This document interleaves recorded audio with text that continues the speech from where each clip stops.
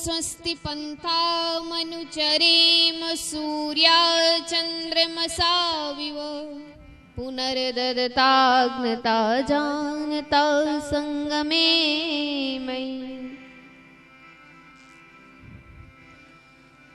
ॐ अग्नेनै सुपथाराय अस्मान् विश्वानि देववयुनानि विद्वान् युयोधस्य मजूराणमेनो भूयिष्ठां तेन मौक्तिं विधेम। ठीक है आवाज, अब कुछ मत करो। हाँ अब सही है। ओम नमो पहले सही था, इको कम ना करो। नमो आनंद शांति प्रदाता, नमो भू प्राणों के हो प्राणदाता, नमो हे भुवा दुख हर लेने हारे, नमो स्वा सुखी भक्त आश्रय तुम्हारे, नमो हे महाब्रह्म आदित्य रूपम, नमो हे जनः सृष्टिकर्तानुपम, नमो हे तपः दुःखनाशक पिता हो, नमो सत्य सर्वज्ञ सबकी सखा हो। प्रभु हम सभी अब शरण आपकी हैं, हुई दूर बाधा जो भवताप की है, हुई दूर बाधा जो भवताप की है।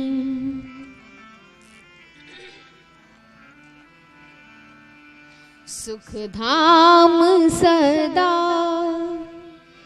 तेरा नाम सदा कोई तुझ सा और महान नहीं। सुख धाम सदा तेरा नाम सदा कोई तुझ सा और महान नहीं। कण कण में बसा घट घट में रमा, कण कण में बसा घट घट में रमा, कोई तेरा पता निशान नहीं। सुख धाम सदा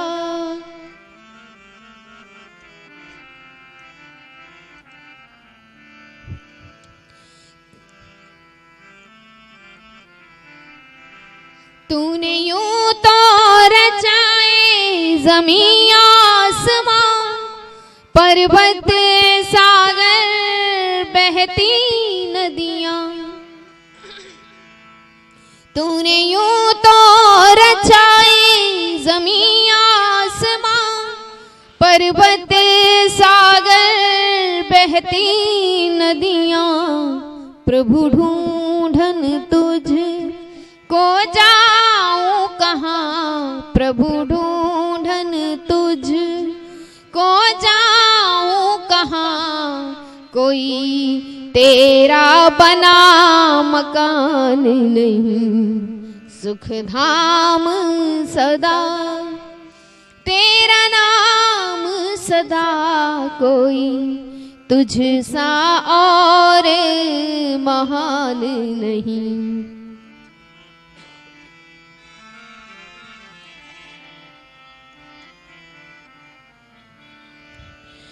कोई दीन दुखी जो पुकारे तुझे, सुनता है प्रभु तू उसकी सदा। कोई दीन दुखी जो पुकारे तुझे, सुनता है प्रभु तू उसकी सदा। तुझे कहते हैं नाथ दयालु सभी, तुझे कहते हैं नाथ दयालु सभी। कोई तुझ सा दया निधान नहीं, सुख धाम सदा तेरा नाम सदा, तुझ सा और महान नहीं।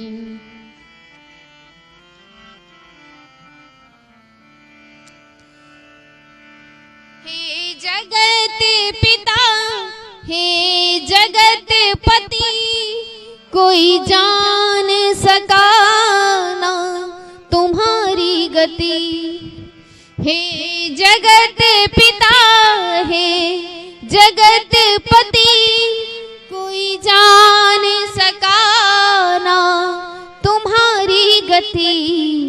क्या योगी यति क्या साधु सती, क्या योगी यति क्या साधु सती, कोई दूजा तेरे समान नहीं, सुख धाम सदा।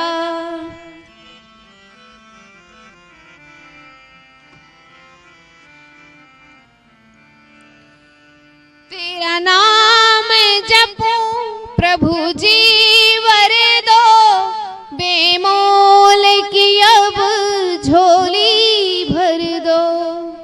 हो तेरा नाम जपूं प्रभु जी वर दो, बेमोल की अब झोली भर दो। करुणा निधि अब करुणा कर दो, करुणा निधि अब करुणा कर दो। कोई तुझ सा करुणा निधान नहीं, सुख धाम सदा तेरा नाम सदा, कोई तुझ सा और महान नहीं। कण कण में बसा घट घट में रमा, कण कण में रमा घट घट में बसा, कोई तेरा पता निशान नहीं, सुख धाम सदा। वेदी पर विराजमान श्रद्धेय आचार्य जी, उपस्थित समस्त धर्म प्रेमी सज्जनों, मातृशक्ति। बहुत प्यारा आदरणीय बेमूल जी गीत लिखते हैं कि सुखधाम सदा तेरा नाम सदा, कोई तुझसा और महान नहीं। कण कण में रमा घट घट में बसा, कोई तेरा बना मकान नहीं। परमात्मा जर्रे जर्रे में हाजिर और नाजिर बैठा है। संसार के कण कण में वह ईश्वर व्याप्त है।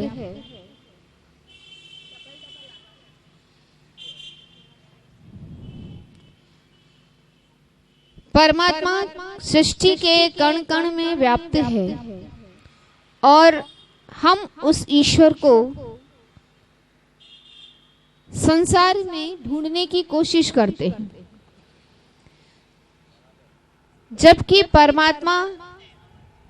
तो आवाज तो बहन आएगी, थोड़ा सा तो एकदम कम कर देंगे तो हमारी आवाज डाउन हो जाएगी, इसलिए थोड़ा सा तो हाँ, फिर माइक डिस्टर्ब हो जाता ना बार बार। इधर सीटी देगा, आवाज माइक की ठीक नहीं सेट नहीं कर पा रहे हैं आप।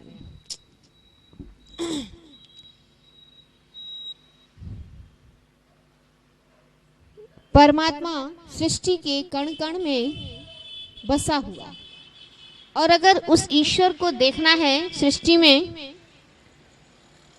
तो सूर्य की किरणों को देखो।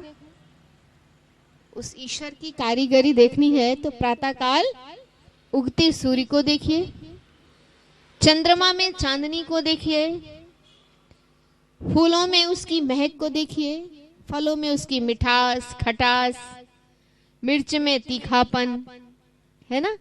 ये सब क्या है? ये ईश्वर की रचना है। अच्छा, बाजार में एक मूर्तिकार जब मूर्ति बनाता है, बहुत सारे मूर्तियां बनाता है, उसके पास सांचे होते हैं, उसमें मिट्टी चूना भरता है, कलर करता है, बहुत सारे फल भी बनाता है। हम और आप उसके बनाए हुए फलों को, फूलों को अपने घर की सजावट बनाते हैं, बहुत सारे लोग बनाते हैं, सभी करते हैं। अच्छा आप बताइए, एक मूर्तिकार जब मूर्ति बनाता है, सजावट का कोई सामान बनाता है, तो क्या वो उसमें विराजमान होता है? उस सामान, उस बनाई हुई वस्तु के अंदर वो होता है? नहीं होता है। लेकिन हमारा परमात्मा बड़ा कारीगर है। इतने सारे लोग यहाँ बैठे हैं, संसार में बहुत सारे लोग हैं, मैं केवल इतने लोगों को कहती हूँ। सबको ईश्वर ने बनाया है, बनाया ना, और बनाने के बाद वो अंदर बैठा भी है गजब का कारीगर की नहीं है? वह ईश्वर कितना बड़ा कारीगर है, रचना भी करता है और उस रचना में बैठ भी जाता है। यह सूर्य क्यों चल रहा है? परमात्मा के प्रकाश से प्रकाशित हो रहा है। फलों में मिठास सूर्य की किरणों से, चंद्रमा की शीतलता से, पुष्पों में गंध। बहुत सारे पुष्प ऐसे हैं जो सूर्य की किरणों से खिलते हैं। कौन है जो खिला रहा है? वाह रे प्रभु, बड़ी गहरी कारीगरी है। कभी बड़ी गहराई से सोचने का प्रयत्न करें। जो लोग कहते हैं कि भगवान है कहाँ, दिखता नहीं है, उन लोगों से कहना, अरे परमात्मा तो प्रति क्षण तुम्हारे पास रहता है। तो कभी कहता है, अरे पास रहता हूँ तेरे सदा मैं, अरे तू नहीं देख पाए तो मैं क्या करूं? अरे मूढ़ मृग तुल्य चारों दिशाओं में तू ढूंढने मुझको जाए तो मैं क्या करूं? कोसता दोष देता मुझे सदा, मुझको ये ना दिया, मुझको वो ना दिया, अरे श्रेष्ठ सबसे मनुज तन तुझे दे दिया, सब्र तुझको ना आए तो मैं क्या करूं? जांच अच्छे बुरे की तू कर सके, इसलिए मैंने बुद्धि तुझे दी, अरे किंतु तू मध्य मादादि सेवन करे, रोग तन में बसाए तो मैं क्या करूं? परमात्मा कहता है, वह तो मनुष्य का सुंदर सा शरीर दिया और बड़ी विचित्र रचना है इस शरीर की। संसार को देखने के लिए आंखें दी, स्वाद को चखने के लिए जिह्वा दी, शब्द सुनने के लिए कान दिए, गंध सूंघने के लिए नाक दी, कर्म करने के लिए हाथ दिए, पुरुषार्थ मेहनत करने के लिए पैर दिए। सब कुछ देने के बाद परमात्मा ने इस मनुष्य को सद्बुद्धि दी। बहुत सारे लोग ऐसे हैं धरती में जिनके पास आंख है, नाक है, हाथ है, कान है, धनवान है, रूपवान है, लेकिन बुद्धि नहीं है। तो बोलो वो शरीर काम का है? उसे पता ही नहीं। वो कभी कपड़े पहन लेता है, कभी निकाल देता है, कभी भोजन कर लेता है, कभी फेंक देता है ना।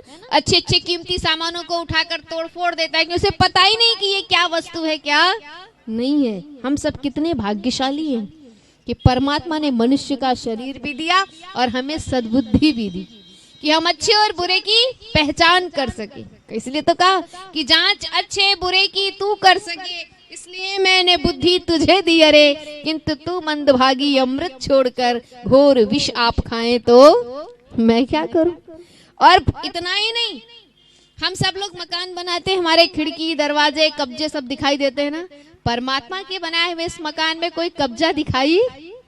देखो ये कब्जा लगा है ना, ऐसे हाथ मुड़ता है, ये कलाई मुड़ती है, घुटने मुड़ते हैं, कमर मुड़ते हैं। जो लोग योगासन करते हैं वो सारे शरीर को मोड़ लेते हैं, रबड़ बना लेते हैं शरीर को। क्या परमात्मा की कारीगरी! इतना सुंदर शरीर बनाया, कब्जे बनाए, खिड़की बनाए, दरवाजे बनाए, सब कुछ बनाया, लेकिन फिर भी उसके बनाए हुए खिड़की दरवाजे नहीं दिखते हमारे बनाए हुए। इसलिए किसी ने कहा है ये 9 द्वारे का पिंजड़ा, तामे पक्षी पौन, ये 9 दरवाजे का पिंजड़ा है और हर दरवाजे पर एक पहरेदार बैठा रखा है परमात्मा ने। आंखों पर भी पहरा रखा है, पहरेदार बैठा है। नेत्र, क्या अच्छा देखोगे तो अच्छा बनोगे। कान दे रखे हैं, ऐ मनुष्य तो इस कानों से बढ़िया सुनना, भद्रम करने भी शून्याम देवा, अच्छा सुनना और अच्छा बनना। इस जिह्वा से सोच समझकर स्वाद को चखना, कहीं स्वाद के चक्कर में तेरा पतन ना हो जाए। बहुत सारे ऐसे लोग हैं जो स्वाद के चक्कर में सब गायब कर देते हैं। वारे प्रभु, उसने बड़ी विचित्र कारीगरी की है, घंटों लग जाएंगे बोलने में। इसलिए जाइए, समय बहुत तीव्र गति से भाग रहा है। तो कवि कहता है क्या कि वो है सच्चा करतार, सारे जग का पालनहार, मन के मंदिर में रहता निराला कारीगर, वो है सच्चा करतार, सारे जग का पालनहार, मन के मंदिर में रहता निराला।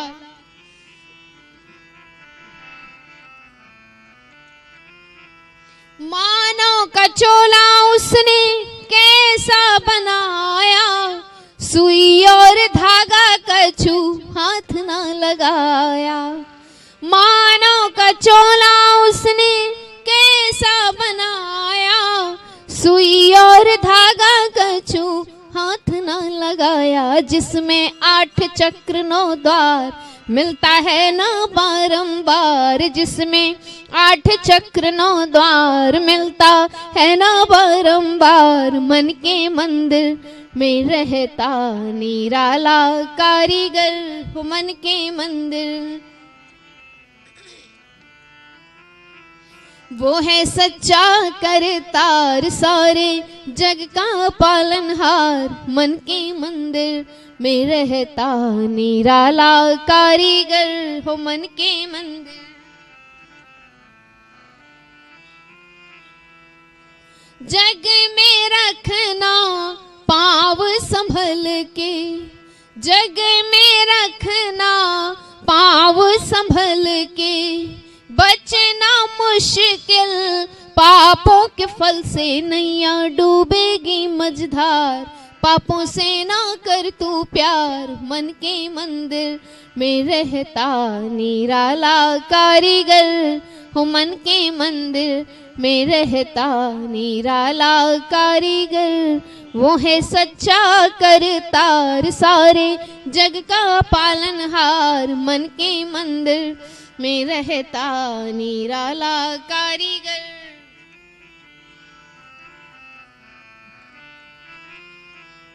जिसने सूरज चांद बनाया, जिसने सूरज चांद बनाया, जिसने तारों को चमकाया, जिसने सूरज चांद बनाया, जिसने तारों को चमकाया। करता सृष्टि पालनहार, मानो कर उसका सत्कार। करता सृष्टि पालनहार, मानो कर उसका सत्कार। मन के मंदिर में रहता निराला कारीगर, हो मन के मंदिर में रहता निराला। वो है सच्चा करतार, सारे जग का पालनहार, मन के मंदिर में रहता निराला कारीगर, मन के मंदिर। व्यर्थ समय तुम यूं ना गवाओ, व्यर्थ समय तुम यूं ना गवाओ। ध्यान करो उस प्रभु को पाओ, ध्यान करो उस प्रभु को पाओ। मानो कर तू सही विचार, तेरा हो जाए उद्धार। मानो कर तू सही विचार, तेरा हो जावे उद्धार। मन के मंदिर में रहता निराला कारीगर, हो मन के मंदिर में रहता निराला कारीगर। वो है सच्चा करतार, सारे जग का पालनहार, मन के मंदिर में रहता निराला कारीगर, मन के मंदिर में रहता निराला कारीगर। मन के मंदिर में रहता निराला कारीगर, इसलिए उस परमात्मा को ढूंढने की जरूरत नहीं है, हर जगह मौजूद है पर नजर आता नहीं। योग साधन के बिना कोई उसे पाता नहीं। इतना सस्ता ईश्वर नहीं है कि वो बस आंख बंद की और मिल जाए। बड़ी तप तपस्या साधना से वह परमात्मा का मिलन होता है, कई जन्म लग जाते हैं। इसलिए जब जब मनुष्य का शरीर मिले तब तब हमें तैयारी करते रहना चाहिए। इसलिए यह जीवन सुंदर बने, ये थोड़े से मैंने ईश्वर के प्रति सुंदर सृष्टि बनी है, कैसे उसने बनाया और कैसे उसमें विराजमान है, इस पर थोड़ा सा चिंतन दिया। आप श्रद्धेय आचार्य जी का सुंदर सा वेदोक्त प्रवचन सुने और लाभ उठाएं। इत्युम।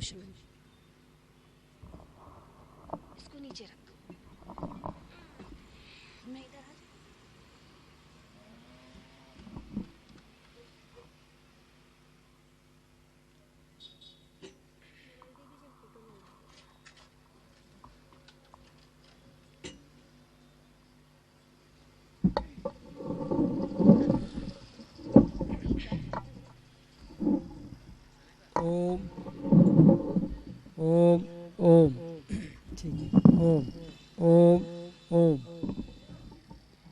पीछे तक आवाज आ रही है? ओम। थोड़ा कमर सीधी करके बैठे। लंबा और गहरा सांस लेते हुए ओम का उच्चारण करेंगे।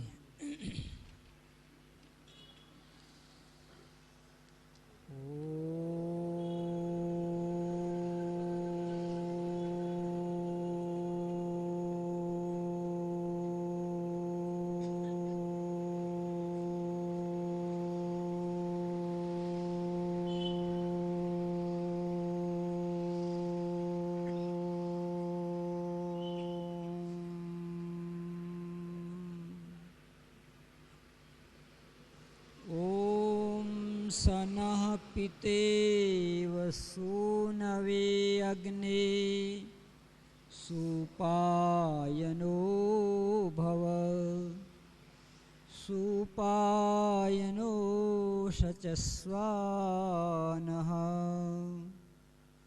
जैसे सुत को शिक्षा देकर पिता सुजान बनाता है, वैसे परम पिता हम सबको वेदामृत पिलाता है।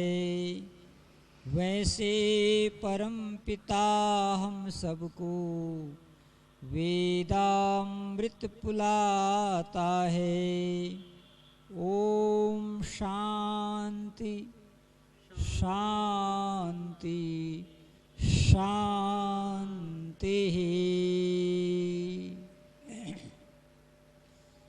मानव जीवन में सत्संग का बहुत बड़ा योगदान है।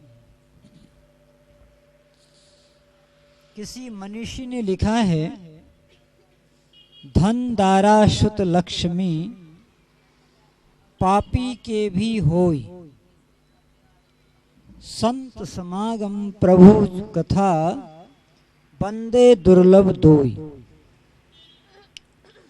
धन दारा कहते हैं स्त्री को, श्रुत पुत्र को, लक्ष्मी ऐश्वर्य, ये तो पापी व्यक्ति के पास भी होते हैं। जो नास्तिक होते हैं उनके पास भी धन होता है, उनके पास भी पत्नियां होती हैं, उनके पास भी धन संपत्ति ऐश्वर्य होते हैं। परंतु संत समागम प्रभु कथा, विद्वानों का संग और अध्यात्म की चर्चा, ये दो चीजें बड़ी दुर्लभ हैं। जिसको ये दो चीजें उपलब्ध हो जाएं, वो सौभाग्यशाली मानव है। और निश्चित में आप सभी लोग सौभाग्यशाली हैं। मानव का जीवन मिलना कठिन है, उससे भी अधिक कठिन है उसमें मानवता का जन्म लेना। आप कभी कभी विचार करें, चिंतन करें कि परमात्मा की आवश्यकता कब पड़ती है। बहुत सारे लोग परमात्मा को का उपयोग उन चीजों के लिए भी करते हैं जिसके लिए उनको परमात्मा की आवश्यकता नहीं भी हो सकती। बहुत चीजें दुनिया में ऐसी हैं जिसके लिए ईश्वर की आवश्यकता नहीं है। और अगर उन चीजों को आपको देखना है तो आप दुनिया भर के नास्तिकों को देख लो।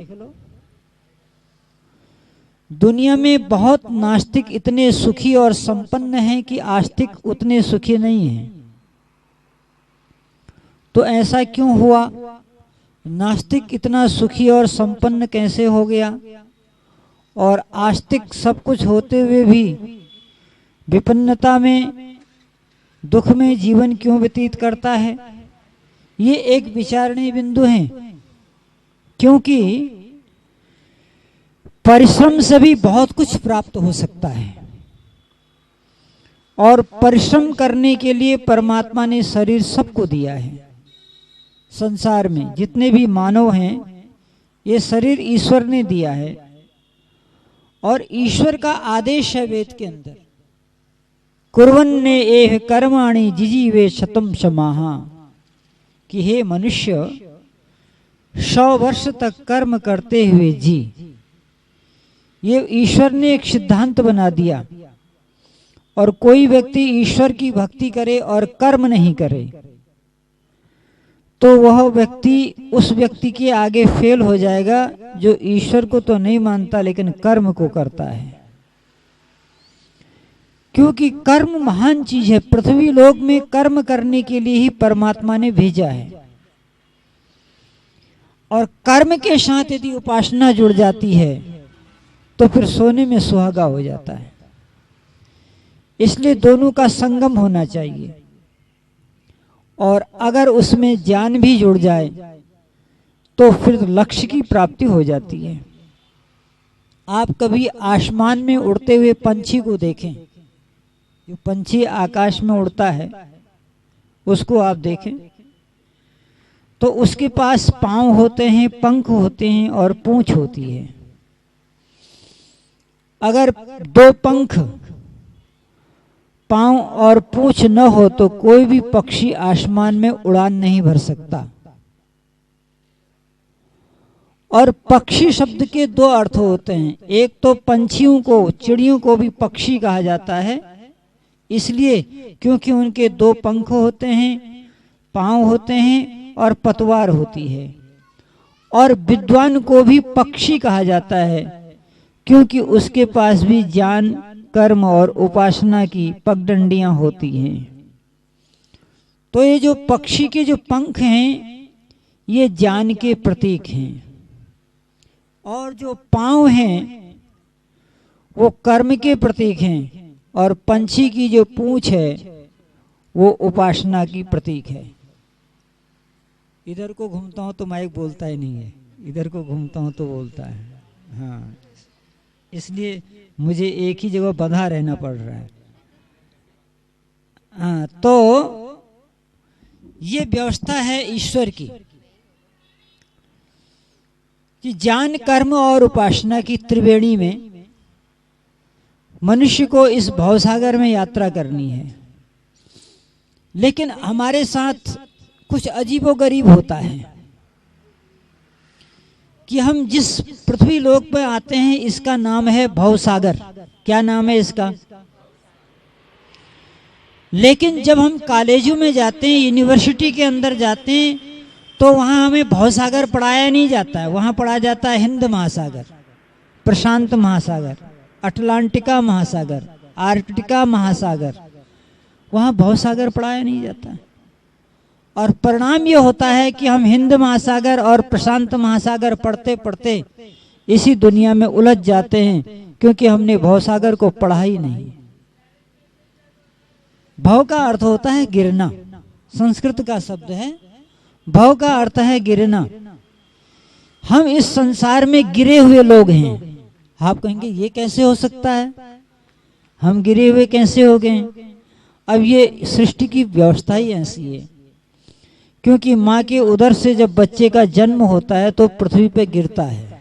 गिरता है कि नहीं गिरता है? इसी का नाम है भवसागर। मगर जैसे वो गिरता है वैसे ही परमात्मा उसको उपदेश देता है। क्या उपदेश देता है? उद्यानम ते पुरुष नावयानम। हे जीव, तू शरीर से तो गिर गया है लेकिन आत्मा से उठ जा। क्योंकि तुझे मैंने जन्म दिया है गिरने के लिए नहीं, उठने के लिए जन्म दिया है। और जब तक तू उठेगा नहीं तब तक तेरा विकास नहीं होगा, तुझे शाश्वत शांति की प्राप्ति नहीं होगी। अब ये एक क्रम है कि हम उठेंगे तो उठेंगे कैसे? तो उसके लिए ईश्वर ने हमको 3 गुरु दिए। कितने गुरु दिए? 3 गुरु दिए। कि इन गुरुओं के सानिध्य में तुझे रहना है और अपने जीवन को उठाना है। और इन 3 गुरुओं के नाम है मातृदेवो भव, पितृदेवो भव और आचार्य देवो भव। ये 3 गुरु हैं। इन 3 गुरुओं में निर्माण की एक प्रक्रिया है कि जीवन के 5 वर्ष तक बालक मां के पास रहता है और संसार के सभी संस्कारों को 5 वर्ष में मां से सीखता है। मेरे पास एक माता और पिता दोनों आए और उन्होंने कहा, आचार्य जी हमारी जो संतान है वो बिगड़ गई है। तो मैंने जो उत्तर उनको दिया वो बहुत आश्चर्य में रह गए। मैंने कहा संतान कभी बिगड़ती नहीं है, बिगाड़ी जाती है। क्या कहा मैंने? संतान कभी बिगड़ती नहीं है, बिगाड़ी जाती है। बोला ऐसे कैसे? मैंने कहा इसलिए क्योंकि जब संतान मां के गर्भ में होती है और प्रसव वेदना का समय होता है तो उस समय वह संतान परमात्मा से संवाद करता है। गर्भ में बैठा हुआ जीव परमात्मा से संवाद करता है। वो कहता है प्रभु आज तक तो सब ठीक ठाक चल रहा था, मैं मां के उदर में था, समय से भोजन, समय से पानी, सारी व्यवस्थाएं मुझे ऑटोमेटिक मिल रही थी, कोई कष्ट नहीं था, कोई क्लेश नहीं था। हो सकता है माता को बहुत सारे कष्ट होते होंगे, लेकिन मैं तो माता के गोद में अमृत पान कर रहा था। और आज मेरी माँ को वेदना हो रही है, मुझे लगता है जब मकान हिलता है तो मकान के अंदर रहने वाला भी हिलता है। तो आज आप मुझे किस दुनिया में डाल रहे हैं प्रभु? कहाँ जाऊंगा मैं, क्या करूंगा, क्या खाऊंगा? तो उस समय वह अंतर्यात्मा परमात्मा उस जीवात्मा से कहता है चिंता मत कर, तुझे मैं 2 फरिश्ते दे रहा हूं और ये दोनों फरिश्ते तेरी देखरेख करेंगे। एक का नाम है माता और दूसरे का नाम है पिता। तो जब माता पिता ये कहते हैं संतान मेरी बिगड़ गई, तो उस समय परमात्मा कहता है मैंने संतान तुझे बिगाड़ने के लिए नहीं दी थी। अगर संतान बिगड़ी है तो संतान का दोष नहीं है, दोष आपका है। क्योंकि आपको जिस कार्य के लिए सृष्टि में भेजा था आपने वो कार्य किया ही नहीं। क्योंकि जन्म देते समय नारी को जननी कहते हैं, मगर जब तक वो संतान का निर्माण नहीं कहलाती तब तक वो माता नहीं कहलाती है। ये शास्त्र के वचन है। पैदा होने वाली, संतान पैदा करने वाली को मां नहीं कहते हैं, उसको जननी कहते हैं। संतान पैदा करने वाले पुरुष को पिता नहीं कहते हैं, उसको जनक कहते हैं। हमारे वहां शब्दों के बड़े अर्थ होते हैं और अर्थ के बिना शब्द व्यर्थ होते हैं। क्या कहा मैंने? अर्थ के बिना शब्द व्यर्थ होते हैं।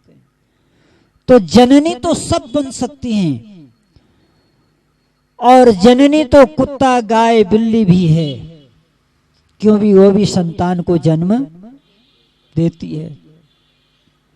परंतु आश्चर्य होगा, मनुष्य के अलावा जितने भी पशु पक्षियां हैं ये जननी के साथ साथ माता भी हैं और पिता भी हैं।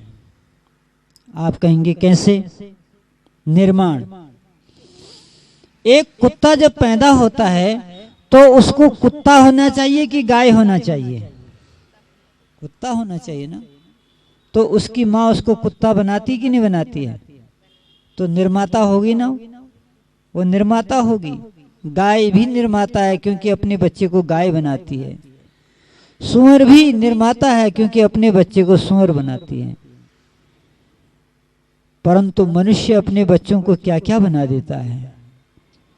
अब बताओ, संसार में जो अशांति है आज, जब कभी भी संसार में अशांति थी है या रहेगी, या दुनिया में जब भी अनैतिक कार्य हो रहे हैं, तो इन अनैतिक कार्यों को कोई पशु पक्षी कर रहा है या मानव कर रहा है?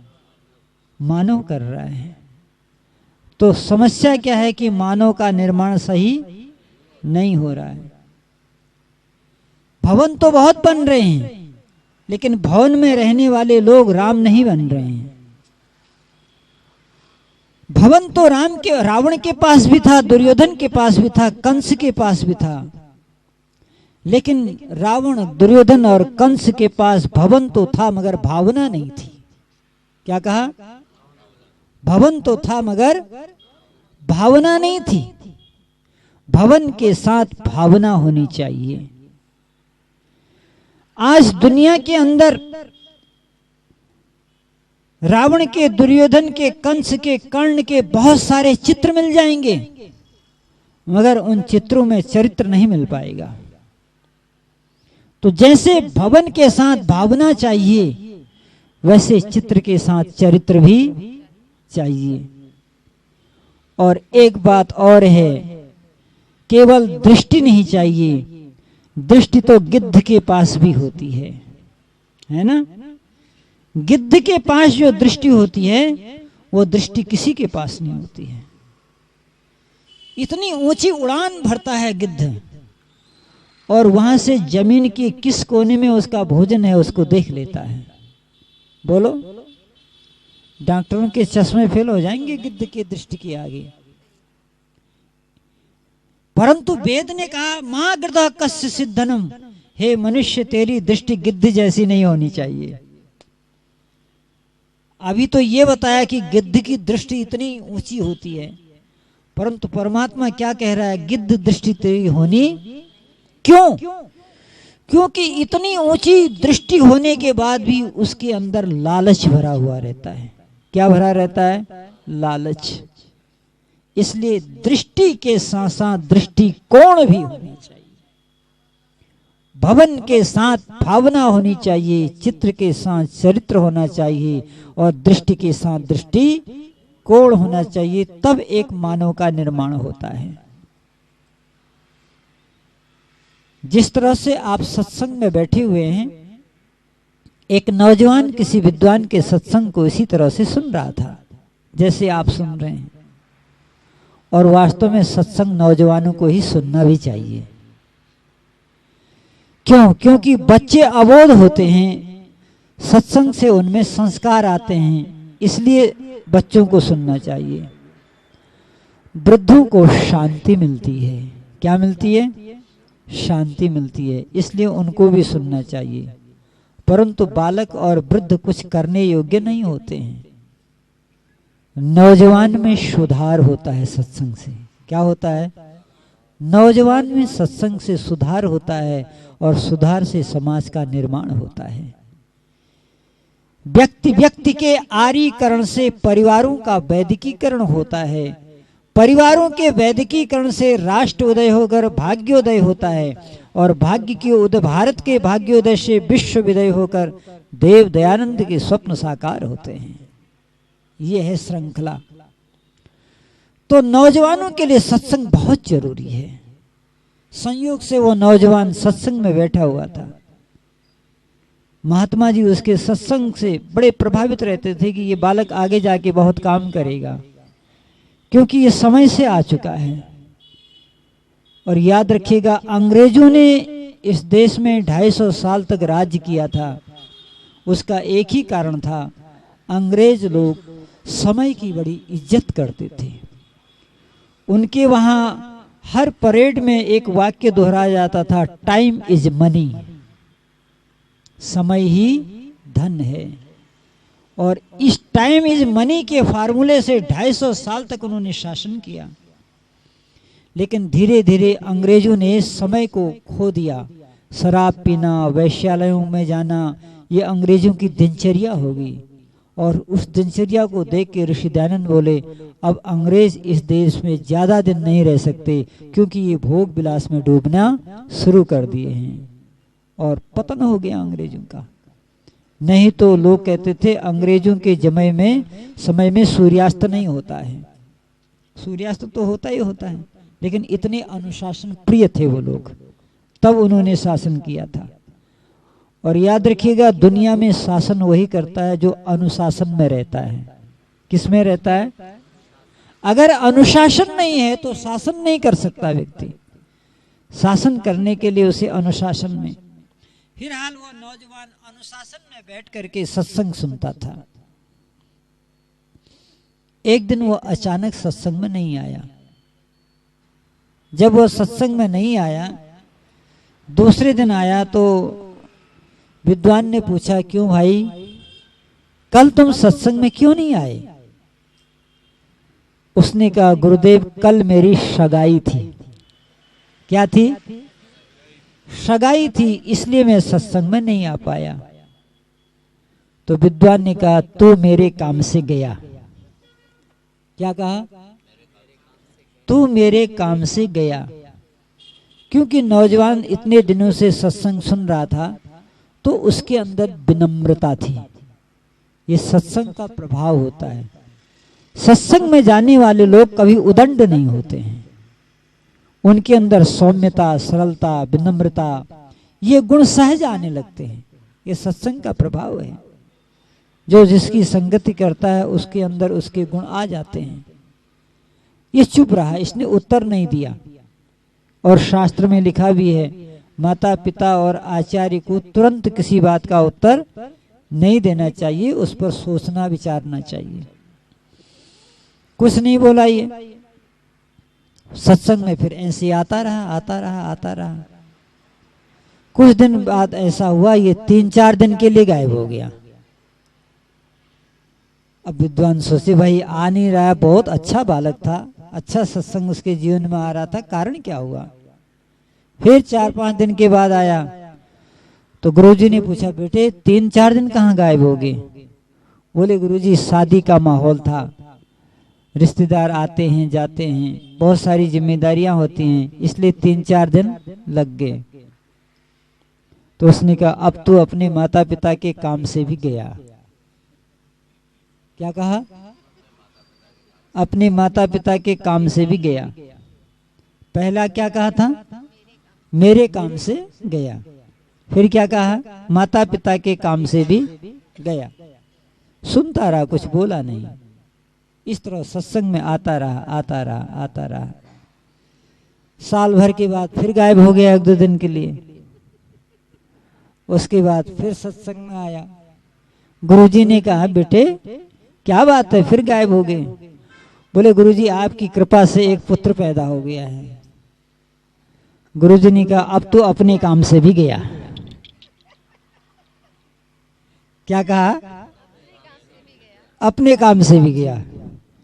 पहले कहा मेरे काम से गया, फिर कहा माता पिता के काम से गया, और अंत में कहा तू अपने काम से भी गया। अब तू उसी चक्र में फिर आ गया है जिस चक्र से छूटने के लिए भगवान ने तुझे सृष्टि में भेजा था। तू उसी चक्र में फिर पड़ गया है। पुनरपि जननम पुनरपि मरणम पुनरपि जननी जठरे शरणम इह संसारे बहुदुस्तारे कृपया पाहि पारि मुरारे भज गोविंदम गोविंदम भज मूढ़मते। हे मूढ़ मनुष्य, अगर तुमने इस संसार में आकर के मानव शरीर को प्राप्त करके शाश्वत शांति को नहीं प्राप्त किया तो तुम्हारा ये पुनर्जन्म का चक्र फिर प्रारंभ हो जाएगा। थोड़ी देर चुप रहा, उसके बाद सोचा ये चुप्पी तो मेरे को हानि करेगी। बहुत दिन से मैं चुप हूं। हाथ जोड़ के खड़ा हो गया, बोला गुरुजी कुछ पूछना चाहता हूं, अगर आज्ञा हो तो। कहा पूछो।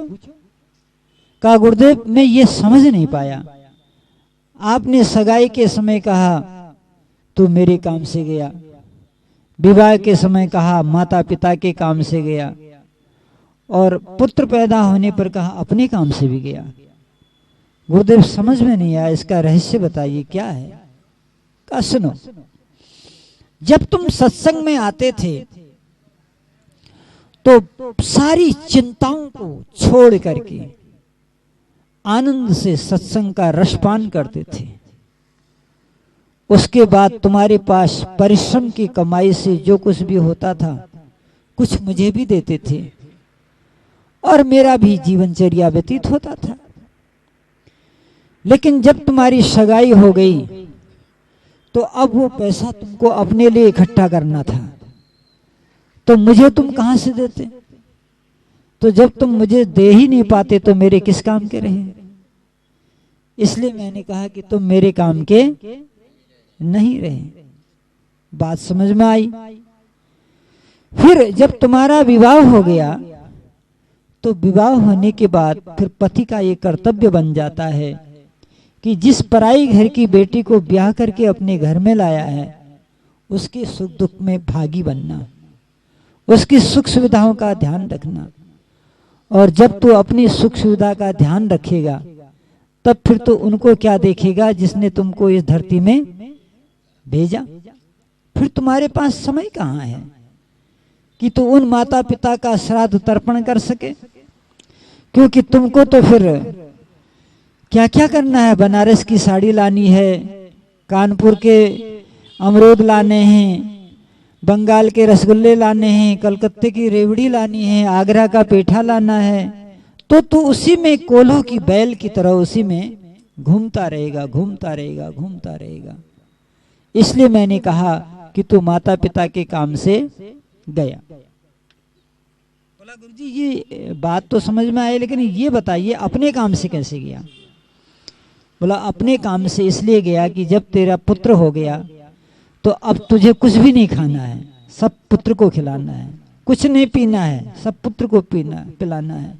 सारी सुख सुविधाएं तुम्हें त्याग करके पुत्र का निर्माण करना है, क्योंकि पुत्र को पैदा करना बहुत सरल है लेकिन उसका निर्माण करना बहुत कठिन है।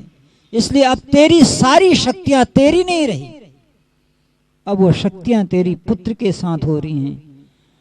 तुझे मिल गया तो ठीक, नहीं मिला तो ठीक, किसी ने पानी पिला दिया तो ठीक, नहीं पिला दिया तो ठीक। हाँ, अगर तू सज्जन होगा तब तो ये चलेगा, अगर दुर्जन होगा तो फिर पटका पटकी चलेगी। कभी तुम पटकोगे कभी वो पटकेगी, वैसे भी आनंद नहीं आएगा, किसी तरह से भी तुमको सुख चैन नहीं मिलने वाला है। इसलिए मैंने कहा तू अपने काम से भी गया। उसने कहा गुरुदेव अगर आज्ञा हो तो एक प्रश्न और पूछ लो। बोला पूछो। कि ये बताइए ये गृहस्थ क्या है? ये गृहस्थ क्या है गुरुदेव? जो आपने सत्संग से इस धारा में मुझे मोड़ दिया, अब मैं ये जानना चाहता हूं ये गृहस्थ है क्या?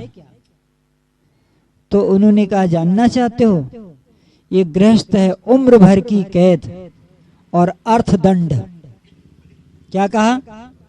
उम्र भर की कैद और अर्थ का दंड। बोला समझा नहीं गुरुदेव। बोला अब तुम्हें इस गृहस्थ की चक्की में घूमना है। पहले तूने अपनी शादी की, अब तेरे बेटे होंगे उनकी शादी करेगा, फिर उनके बेटे होंगे उनकी शादी करेगा, भगवान करे तो और आयु पाएगा। तो अब तू यही करेगा ही जो तूने अपने लिए किया, वही तुझे आगे करना ही करना है। नाम बदल जाएगा, पहले अपनी शादी कहेगा, फिर बेटे की कहेगा, फिर पोते के कहेगा, नाम बदलते जाएंगे लेकिन काम तो वही करेगा, दूसरा काम नहीं कर सकता। इसलिए ये चक्की तेरी चल रही है। और अर्थदंड कि इतना होने के बाद भी तू कमाएगा खूब, लेकिन सब इसी में शेयर करेगा। और ये घट ऐसा घट है कभी भरने वाला नहीं है। और एक दिन ये घट खाली रहेगा और तू इसको छोड़ के चल देगा। और जो तेरे पीछे वाले हैं वो इस घट को भरने का प्रयास करेंगे, वो भी नहीं भर पाएंगे। एक दिन जो है वो भी इसको छोड़ के चल देंगे। ये घट कभी भरेगा नहीं, आने वाले भरते रहेंगे, भरते रहेंगे, भरते रहेंगे, ये घट खाली रहेगा। तो गुरुदेव करना क्या चाहिए? कहा हाँ, अब करना यह है कि अगर तू गृहस्थ में आ ही गया है तो मस्ती को मत छोड़, सत्संग को मत छोड़। ये सत्संग की कृपा अगर होगी तो एक दिन तू गृहस्थ से वानप्रस्थ में ट्रांसफर कर लेगा। क्या करेगा? गृहस्थ से वानप्रस्थ में। अगर सत्संग में आता रहेगा तब, अगर सत्संग में नहीं आएगा तो तेरा ट्रांसफर नहीं होगा। फिर ये पुनर्जन्म का चक्र चलता रहेगा, पुनर्जन्म का चक्र चलता रहेगा। और अपने आसपास अगल बगल थोड़ा सा गर्दन घुमा के देख लो, लोग सुबह से शाम क्या कर रहे हैं? कोर्ट कचहरी, लड़ाई मार झगड़ा, दीवानी फौजदारी, चारों ओर यही हो रहा है पूरे मानव समाज में। व्यक्ति के जीवन की 3 अवस्थाएं होती हैं। एक अवस्था होती है बाल्यावस्था, दूसरी अवस्था होती है युवावस्था, तीसरी होती है वृद्धावस्था। तीनों अवस्थाओं में एक बैलेंस बनाने की आवश्यकता है, क्योंकि तीनों अवस्थाओं में कुछ न कुछ अभाव है। कैसे है सुनो। जब हम बाल्यावस्था में होते हैं तो बाल्यावस्था में क्या होता है? समय भी होता है, शक्ति भी होती है, लेकिन धन नहीं होता है। जब युवा अवस्था में आते हैं तो युवा अवस्था में धन भी होता है, शक्ति भी होती है, समय नहीं होता है। बोलो सही है कि नहीं है? नौजवानों को देखो, इतने मस्त हैं धन कमाने में कि उनसे बोलो सत्संग चलोगे, बोलो नहीं, सत्संग चलाएंगे तो नाइट ड्यूटी छूट जाएगी। उलझा हुआ है व्यक्ति। और उसके पास जो वृद्धावस्था होती है ना, वृद्धावस्था में धन भी होता है, समय भी होता है, लेकिन शक्ति नहीं होती है। जवानों को सोचना चाहिए, वृद्धों को देख के अनुभव कर लेना चाहिए कि वृद्धावस्था में धन भी होता है, समय भी होता है, लेकिन शक्ति नहीं रह जाती है।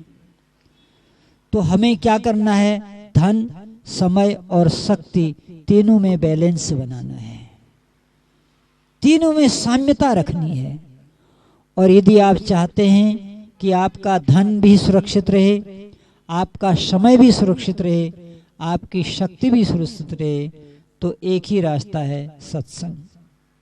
बहे सत्संग की गंगा, चलो चल कर नहा आए। बहे सत्संग की गंगा, चलो चल कर। आप तो सोच रहे होंगे कि घर से नहा के आएंगे, सत्संग में क्या नहाएंगे? घर में शैम्पू लगाएंगे, साबुन लगाएंगे, बढ़िया सा जो है वॉशरूम में बढ़िया ऊपर से फव्वारा चलेगा, सत्संग में क्या है? तो कहते हैं सत्संग में मन को नहलाना होता है, शरीर को नहीं। शरीर तो हम घर से नहा के। बहे सत्संग की गंगा, चलो चल कर नहा आए। घड़ी आधी घड़ी जीवन की चिंताएं मिटाए। ये सिक्के सोने चांदी के इसी दुनिया में चलते हैं। ये सिक्के सोने चांदी के इसी दुनिया में चलते हैं। चले परलोक में जाकर, चले परलोक में जाकर, वो ऐसा धन कमाए। चलो सत्संग में जाकर ये जीवन को सफल कर लें। इसलिए मानव जीवन में सत्संग का बहुत बड़ा योगदान होता है और वहीं से मानव का निर्माण होता है। हम किसी भी आश्रम में रहें, सत्संग को जीवन से जोड़े रहें। वो सत्संग हमें हर आश्रम से श्रम करना सिखाएगा और वहाँ से त्याग पूर्वक बाहर निकलने का रास्ता भी बताएगा। आप लोगों ने इस सत्संग को सुना, बहुत बहुत धन्यवाद। आदरणीय महेश जी भी धन्यवाद के पात्र हैं, जिन्होंने आपको ये पावन अवसर दिया कि आप आएं और सत्संग का लाभ लें। ओम शांति।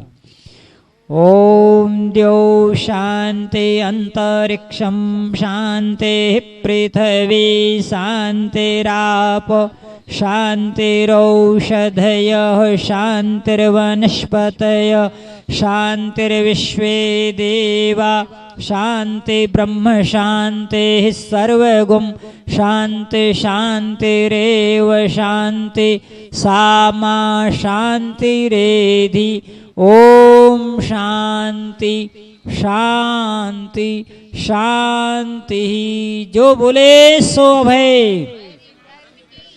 सत्य सनातन वैदिक धर्म की, महर्षि देवदयानंद की, गुरुवर विरजानंद की, मर्यादा पुरुषोत्तम भगवान श्री रामचंद्र की, योगेश्वर श्री कृष्णचंद्र महाराज की, देश धर्म पर बलिदान होने वाले वीर वीरांगनाओं की, भारत माता की, आर्य समाज, वेद की ज्योति, ओम का झंडा, वैदिक ध्वनि,